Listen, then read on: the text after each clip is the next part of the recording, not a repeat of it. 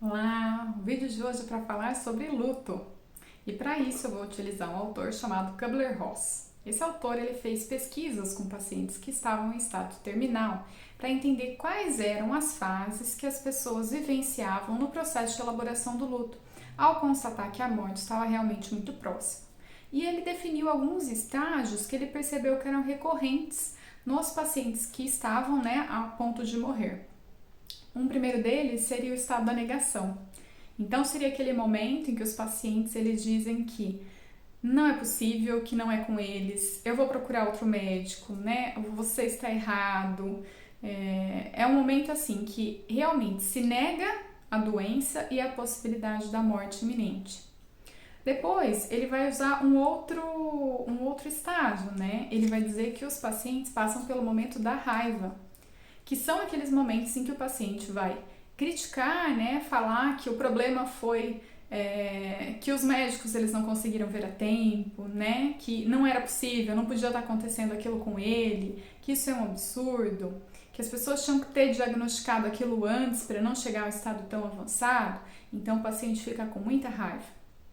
Existe um outro estágio que é o estágio da barganha, que é quando o paciente ele tenta fazer negociações para lidar com aquele luto. E aí, nesse processo de barganha, a gente pode ver alguns exemplos, como fazer promessas, né? Fazer alguma promessa para Deus, e na maioria dos casos acaba sendo assim, né?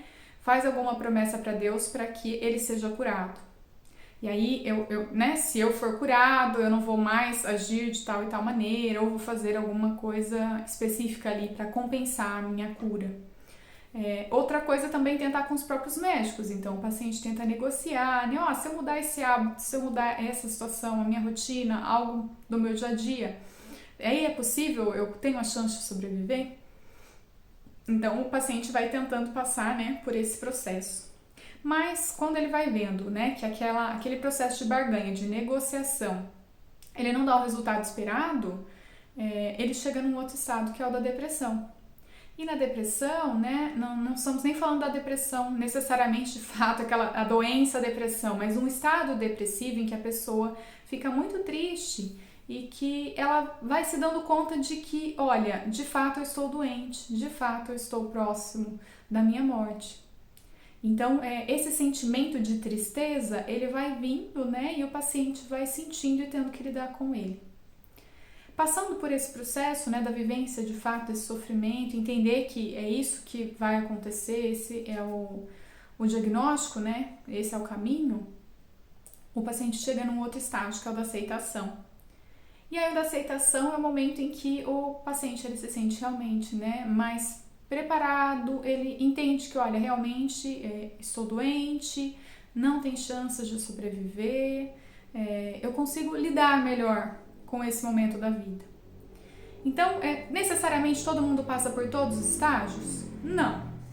E não tem que ser nessa sequência que eu falei também. Pode ser que aconteça em sequências diferentes, ou o paciente viva um momento de negação, por exemplo, de raiva, e depois ele volte para a negação. Então, não necessariamente tem que seguir essa estrutura. Mas uma coisa que eu acho que é importante a gente pensar é que essas vivências que o paciente vai ter também impactam e fazem parte das vivências da família. Então, essa família também vai ter que elaborar e lidar com uma pessoa que está prestes a morrer, com toda uma rotina que vai ser mudada, relacionamentos que vão ser transformados. E todos esses aspectos, essas vivências, né, de cada um desses estágios também impactam a família. E a própria família pode junto vivenciar esses momentos. Inclusive em algum momento, né, o paciente estando num estado e a família estando em outro, né, e ter esse, como se fosse um descompasso entre o que cada um está vivendo e está sentindo naquele momento. E aí que é super importante o trabalho do psicólogo num contexto como esse, de tentar fazer um acolhimento tanto do paciente quanto da família que acompanha esse paciente, que vivencia também o processo de elaboração do luto. Porque a elaboração do luto não está sendo só individual, né? Mas todo mundo agora está tendo que lidar com ela. Inclusive familiares, né? Quando são adultos, muitas vezes, né? Para comunicar para filhos, né? O que é um outro processo também, que às vezes as pessoas preferem não falar para tentar evitar que o outro sofra. E isso não permite que as pessoas consigam elaborar o seu sofrimento, porque ele não está sendo colocado em palavras.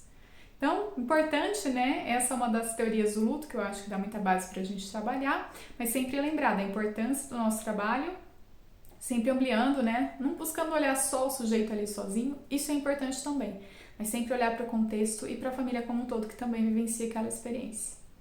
Bom, por hoje é isso, fiquem bem, até a próxima!